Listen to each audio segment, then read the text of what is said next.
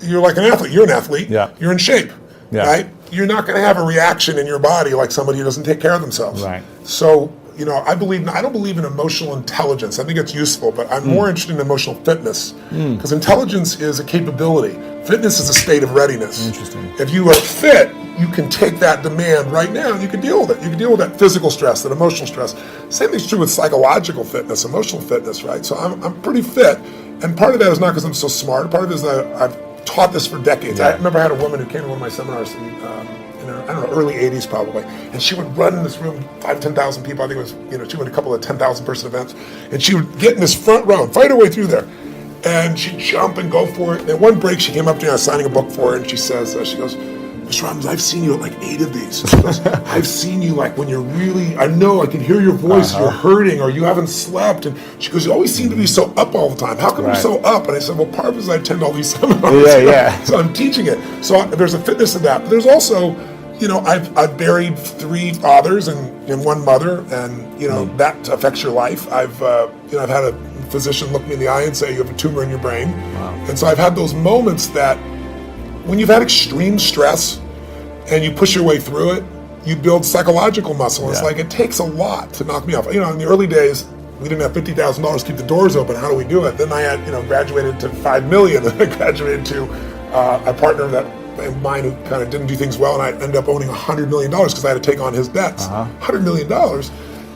But when you do all that stuff, now my companies do $5 billion, a year. So you keep expanding what I would call really the circle of the threshold of your influence. Sure. Everybody has a threshold of control, and if you get beyond it, you kind of freak out. So it takes a little bit more. I can't. So you don't have breakdowns. I don't have a breakdown. Do I get pissed off or get frustrated or tired? Yeah, but a breakdown, honestly, no. When I've had challenging times, I have so many tools. Yeah. I pull them out. And mostly it's like you as an athlete. You don't just physically break down. Right. You take care of yourself. So you're constantly training that. I think most people don't train their mind and emotions. It's like I think the most powerful muscles to me are not physical. They're as strong as important as they are. It's like faith is a muscle, courage is a muscle, determination is a muscle, playfulness is a muscle. Passion unexpressed weakens. Faith untested gets smaller. Yeah. So I'm always, I call it deep practice. I'm always pushing myself to the edge, and pushing yourself to the edge makes you stronger. Yeah. Well, Sir John Templeton is probably one of the greatest investors in history. People don't know his name. He started out with nothing. He wasn't Sir. He wasn't from another country. He came from the U.S. And he decided that he wanted to understand wealth, and so he saved $10,000, a huge amount of money in those days. And when Hitler invaded Poland, he developed a belief. His belief was, you make your money in times of maximum pessimism. Like if you were around in 2008, 9, you remember what it was like, right? Yeah. You could have bought, the Sands in Las Vegas, you could have bought their stock for $2.28. Today it's $67. Wow. It's a 3,000% return. It's not bad. You could have bought Citibank for less than $1, right? So people in those times, he understood that, and so what he did was, and everybody thought the world was going to end, he took $10,000, he bought every stock on the New York Stock Exchange that was $1 or less, including companies everybody thought were going bankrupt. But when things are bad, people think it's going to be bad forever. When things are good, they think it's going to be good forever. And they're always wrong. Life's cyclical. So there's a season for everything. So once we got through World War II, and a few years later, guess what? Those same stocks made him a billionaire. So when I asked him, I said, what's the secret to wealth? His response when he touched me, he goes, you know it, you teach it. I said, what's that? He said, gratitude. And I said, why do you say that? He said, because if you got $1 billion and every day you live pissed off and frustrated, the quality of your life is called pissed off and frustrated. Right. But if you have nothing, but you're euphorically grateful for whatever you have, you're the richest person that you're going to know. He said, so it doesn't matter how much money you got if you don't have gratitude. So I do the same thing, by the way. I have a process I call it priming, where I get up every morning, I do mine in the morning, I do this radical change to my body, kind of alter my state, and then I do 10 minutes, I never miss, and my first 3.5 minutes is what I'm really grateful for. And I make myself think of at least one of those 3 that's something really simplistic, instead of something giant, the wind on my face, the look in one of my kids' eyes, something of that nature. And then I do 3 minutes of strength and healing, and I do 3 minutes of when I'm going to create my world. And I do that for a minimum of 10 minutes every day, because I believe you have to condition it. You don't just hope that stuff shows up. Well, I don't know what's a bad joke. For me, it's not a joke, it's just another device to make them see something. Because most people cannot even laugh simply out of sheer joy, you have to tickle them. Even if you tickle them in that, they're judging what's a good joke and a bad joke and getting angry about some joke that they don't like because they think it was attacked, something that they believe in, that they're identified with. It is just a device. It's just a device to make a point. Because if the same thing is told to you in utmost seriousness, you will make a dogma out of it, which is very dangerous. The idea is, see, people are always looking, there's… in the end, people will ask, all this is fine, but what's the takeaway? They want a commandment. We are talking about consciousness. Commandments won't fly. Commandments means you're trying to fix your life. Consciousness means you want to liberate your life. My intention is you must liberate your life. People come and say, Sadhguru, please teach us how to control my mind. Say, you want your mind controlled or liberated? Oh, yes, liberated, but how to control? Because they think that intelligence is a serious problem. And it's been in their lives. So what is the solution? If you remove a part of your brain, you will be fine. You're essentially complaining, I wish I had the brain of an earthworm, this human brain I am not able to handle. Yes, that is a fact. See, according to Charles Darwin, he's an Englishman, okay. It's not me. Charles Darwin said that you evolved out of a monkey. You were a monkey, then you became a man. Some of the neuroscientists today are studying, genetic scientists are saying this, that the difference, the DNA difference between a chimpanzee and you is only 1.23%. So in that sense, physiologically you're only 1.23% away from a chimpanzee. Not a big difference, isn't it? A shade. It's just a shade of difference. But in terms of intelligence and awareness, you are worlds apart from a chimpanzee. So your problem is just this, you have an intelligence for which you don't have a stable enough platform, and that's why yoga. To create a stable platform so that your intelligence works for you. Right now, you may call it so many things, so many exotic names have come up. Stress, tension, anxiety, depression, madness, all kinds of things. All this essentially what it means is, your intelligence has turned against you, that's all. You can give any number of reasons, but essentially, your intelligence has turned against you. If your intelligence was working for you, would you create blissfulness or misery? This is all. Why your intelligence has turned against you? There's no stable enough base. So the entire yogic system is about this, that you create a stable base so that your intelligence works for you. If your intelligence turns against you, no power in the universe is going to save you, you are a done thing. One of the things that can help you stop procrastinating, well, let's say two things, I referred to them at the end of my talk. One is to have a really nicely developed vision of heaven. It's like, okay, here's what you need to know. How would your life be, what would it be like if it was really good? And I don't get primitive about that. It's not like, naked supermodels on a yacht. They're too skinny anyways. Anyways, you know what I mean. It's like, yeah, that's… I get it, but it's not agape, say. So it's not sophisticated enough to be self-sustaining. It's a stupid vision, and if you pursue it, you're just going to be on a sinking yacht with like anorexics or something like that. So you need a vision. You need a vision of what your life would be like if it was just the way it should be, if it was best for you, and if you were taking care of yourself with this thing that you kind of described as parental love, which is a really good way of thinking about it because it's nice and concrete.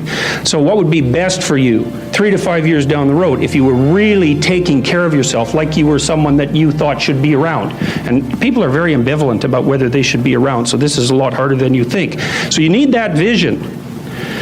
And then what you also need is a vision of what your life would be like if you let yourself deteriorate in precisely the foolish ways that you know that you would deteriorate if you let yourself go. And that's contemplation too. It's like, okay, if I let myself go, where would I end up? And first of all, this is kind of a shadow realization from a Jungian perspective. It's like, first of all, you could let yourself go. Second of all, you already know exactly how you do it if you did do it. And third, with a little imagination, you can conjure up exactly what that would be like, not only for you, but for your family and for the broader social community. And that would be the whole bloody catastrophe, including all the malevolence that would go along with your deterioration and so on. And so then you've got these stark choices before you. One is agape-oriented equilibration, for lack of a better technical phrase, and the other is something that more closely approximates hell than people even think, because if you sink low enough, not only do you sink that low, but you are absolutely motivated to drag people down there with you. And it's a nasty, nasty state of affairs. And so if you're really terrified of that, like you should be, because you've drawn the causal connections, and you're really attracted by the other, then when you sit down and you don't do what you're doing, what you're supposed to be doing, you don't get to say, well, it doesn't matter. And that's the salience landscape issue. It's like, no, no, no. The little voice in the back of your head that says it matters, it sees those outcomes down into the future, and it's telling you that it matters. And if you would like the positive outcome over the negative outcome, which is, like I said, your constant choice, you bloody well better sit down and do what you're supposed to. And so that's really helpful. That'll, I think, you know, what is it? Fear of God is the beginning of wisdom. It's like, yes, that's absolutely right. And the role of things like anxiety and terror in promoting proper development, well, are often under-addressed, because we think of those things as our enemies. It's like, they're your enemies if they're working against you, but they're pretty powerful monsters on your side if you've got them oriented properly. Look, this is what's wrong with this generation. If you're doing it for money, you cutting it on and off. If you're doing it for money, if they ain't giving you bread, that means you ain't gonna come clean. That means you ain't gonna give 120%. So that's why I do it for the love of the game, because that just means every time I do it, I'm gonna be firing. Who make the most money? The basketball player, not that can put up 40. The dude that can put up the big numbers and do it consistently. I can't pay a dude who gonna put up 30 in one game, then he gonna put up 5 in another one. I can't build my team around inconsistency.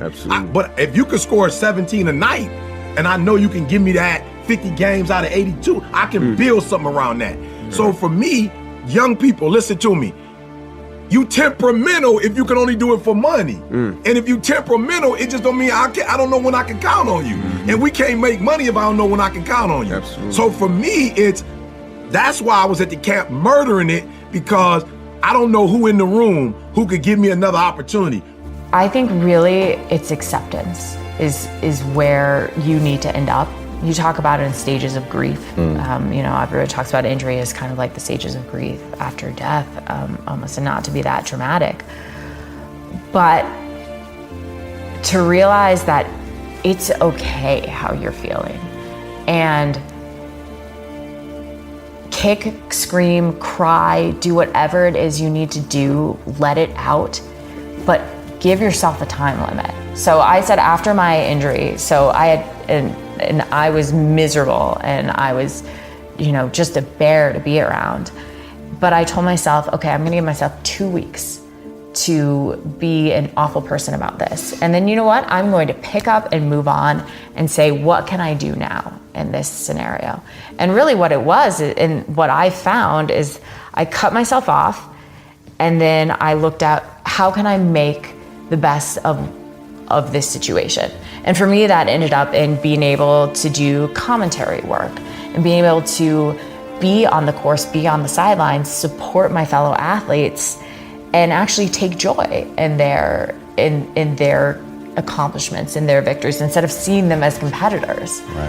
And so it's about reframing what you can do in that moment.